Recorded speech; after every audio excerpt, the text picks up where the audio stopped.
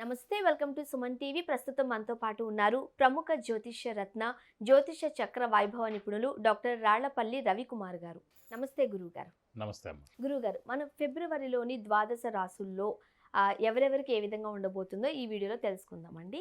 అయితే మొదటిగా ఫిబ్రవరి నెలలోని ద్వాదశ రాసుల్లో నవగ్రహాలు ఎక్కడెక్కడ ఉన్నాయండి? శరదిందు సమాకారే పరబ్రహ్మ స్వరూపిణి వాసరాపీఠ నిలయే సరస్వతి నమస్తుతే. అందరికీ నమస్కారం. తాకట్టులో ఉన్న బంగారాన్ని విడిపించి ఆ రోజు ఆన్లైన్ రేటుకే మేము కొంటాం. Sharma gold company. నవగ్రహాలు ద్వాదశ రాశుల్లో ఎక్కడున్నాయి ఇప్పుడు తెలుసుకుందాం. ముందుగా మనకి సూర్యభగవానుడు వచ్చేసి కుంభరాశిలో ఉన్నారు. అలాగే కుజుడు వచ్చి మనకి ఉచ్చ స్థానమైన మకర రాశిలో ఉన్నారు. నెక్స్ట్ రాహు వచ్చేసి మనకి మీనరాశిలో ఉన్నారు. తర్వాత గురువు వచ్చేసి మనకి మేషరాశిలో ఉన్నారు. శని స్వస్థానమైన కుంభరాశిలో ఉన్నారు. ఇక బుధుడు కూడా మనకి కుంభరాశిలో ఉన్నారు. ఇంకా కేతు వచ్చేసి మనకి కన్యారాశిలో ఉన్నారు. ఇంకా ఆఖరిగా శుక్రుడు వచ్చేసి మనకి మకర రాశిలో ఉన్నారు. ఇలా నవగ్రహాలు మనకి ద్వాదశ రాశిలో ఈ ఫిబ్రవరి నెలలో ఈ స్థానాల్లో ఉంటాయి. గురువుగారు, ఫిబ్రవరి నెలలోని అంటే ద్వాదశ రాశుల్లో మేషరాశి గురించి మొదటగా తెలుసుకుందామా? మేషరాశి అనగానే మనకి ముందుగా మేషరాశిలో అశ్విని 1, 2, 3, 4 పాదాలు, భరణి 1, 2, 3, 4 పాదాలు, కృత్తిక 1వ పాదం ఉంటుంది. ఈ రాశి వారికి ఈ నెల చాలా బాగుందనే చెప్పుకోవాలి, అత్యుత్తమంగా ఉందని చెప్పుకోవాలి. ఎందుకంటే ముఖ్యంగా భాగ్యాధిపతి అయిన గురు మనకి రాశిలోనే ఉన్నాడు, అంటే మేషరాశిలో ఉన్నాడు. సో దైవబలం దైవానుగ్రహం పరిపూర్ణంగా ఉండడం చేత ఎలాంటి అడ్డు ఆటంకాలు ఉన్నా కూడా అన్నీ కూడా ముందుకు వెళ్ళిపోతాయి. సో ఏ ప్రాబ్లము ఇబ్బందులు అయితే ఉండవు. అలాగే ముఖ్యంగా రాస్యాధిపతి కుజుడయ్యి మనకి దశమ స్థానంలో మకరంలో ఉచ్చ స్థానంలో ఉన్నాడు. అంటే సాధారణంగా 3 రకాలండి. ఒకటి హార్డ్ వర్క్, ఒకటి అదృష్టం, ఒకటి దైవబలం. హార్డ్ వర్క్ చూసుకున్నప్పుడు ఫస్ట్ జాతకం చూసుకున్నప్పుడు లగ్నాధిపతి ఎక్కడ ఉన్నాడని చూసుకుంటాం. అలాగే ఇప్పుడు మనకి గోచారం కాబట్టి రాస్యాధిపతి ఎక్కడ ఉన్నాడో అనేది చూసుకోవాలి. ఎందుకంటే చంద్రుడి నుంచి మనం లెక్కెడతాం కాబట్టి. సో చంద్రుడు అంటే మనకి మేషరాశికి అధిపతి వచ్చేసి కుజుడేయుడు కాబట్టి మేషరాశి అయిన కుజుడు మనకి మకరంలో ఉచ్చ స్థానంలో దశమ స్థానంలో చాలా బాగున్నమాట. కాబట్టి హార్డ్ వర్క్ అనేది 100% ఉంటుంది. అలాగే అదృష్ట కారకుడు యోగ కారకుడు లక్ ఫేవర్ చేసే గ్రహం మేషరాశికి గురువు. అలాంటి గురువు మనకి రాశిలోనే ఉన్నాడు, మేషరాశిలో ఉన్నాడు.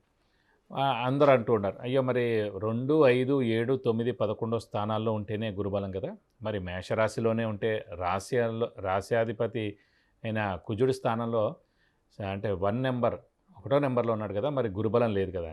కానీ యోగకారకుడే వాడయ్యి మనకి రాశిలో ఉండి మళ్ళీ భాగ్య దృష్టితోటి మనకి ధనస్సుని చూస్తున్నాడు కాబట్టి దైవబలం దైవానుగ్రహం కూడా పరిపూర్ణంగా ఉంది.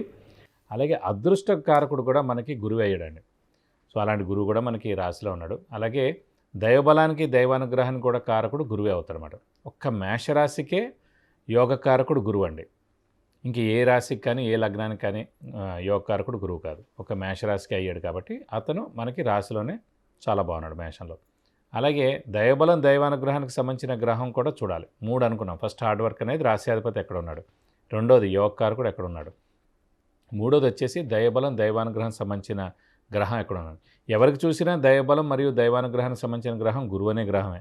సో ఒక మేషరాశి మటుకు యోగకారకుడు కూడా అతనే అయ్యాడు, దైవబలం దైవానుగ్రహానికి సంబంధించిన కారకుడు కూడా అక్కడే అయ్యాడు. కాబట్టి అతను రాశిలో ఉన్నాడు. కాబట్టి ఎప్పుడైతే లగ్నంలో కానీ రాశిలో కానీ గురువు ఉంటాడో 1,00,000 దోషాలు హరిస్తాడనమాట. ఎలాంటి దోషాలున్నా ఎలాంటి ప్రాబ్లమ్స్ ఉన్నా కూడా అన్నింటినీ కూడా హరించబడతాయని చెప్పుకోవాలి.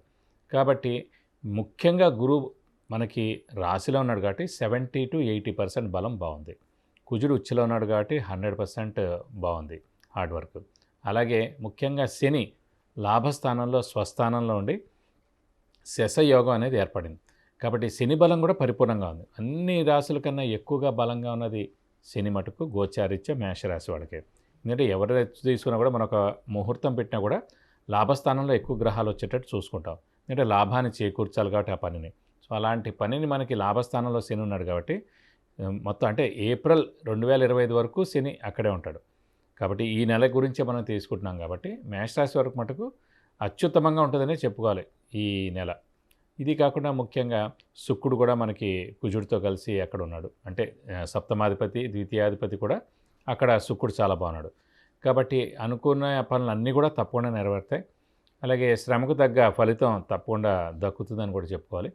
అలాగే ఇంట్లో ఆరోగ్యం అంటే ముఖ్యంగా పెద్దవాళ్ళు ఉంటారు, చిన్నపిల్లలు ఉంటారు, వాళ్ళ ఆరోగ్యం కూడా చాలా బాగుంటుందని చెప్పుకోవాలి.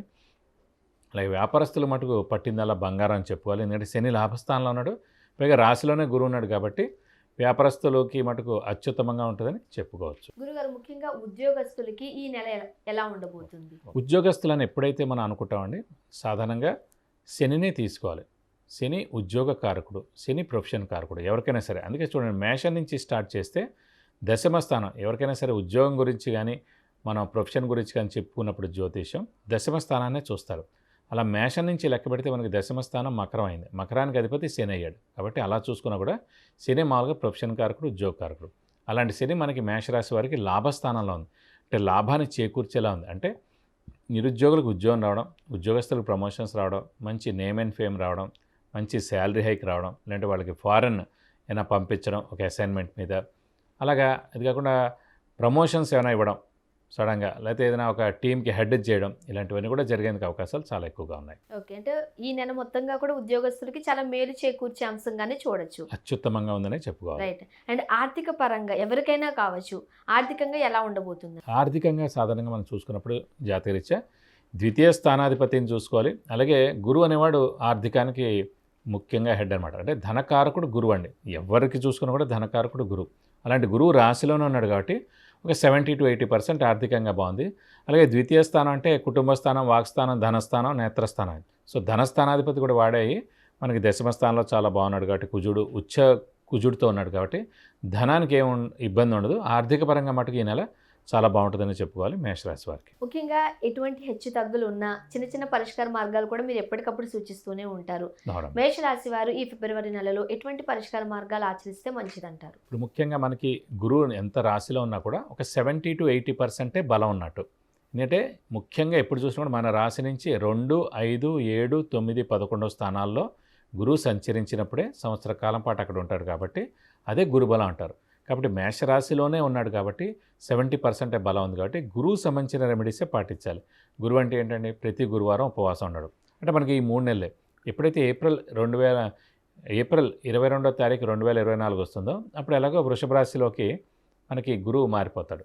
సో గురువు ఎప్పుడైతే అక్కడ మారిపోయాడో ద్వితీయ స్థానంలోకి వస్తాడు మేషరాశి వారికి. కాబట్టి ఈ 3 నెలల మటుకు ప్రతి గురువారం ఉపవాసం ఉండడం, దత్తాత్రేయ స్వామిని ఎక్కువగా ప్రార్థించడం, ప్రతిరోజు వీలైతే దత్తాత్రేయ స్వామి అష్టోత్తరం చదువుకోవడం, వీలైతే ప్రతి గురువారం దత్తాత్రేయ స్వామి గుడికి వెళ్ళి 41 ప్రదక్షిణాలు చేసుకుంటే చాలా మంచిది.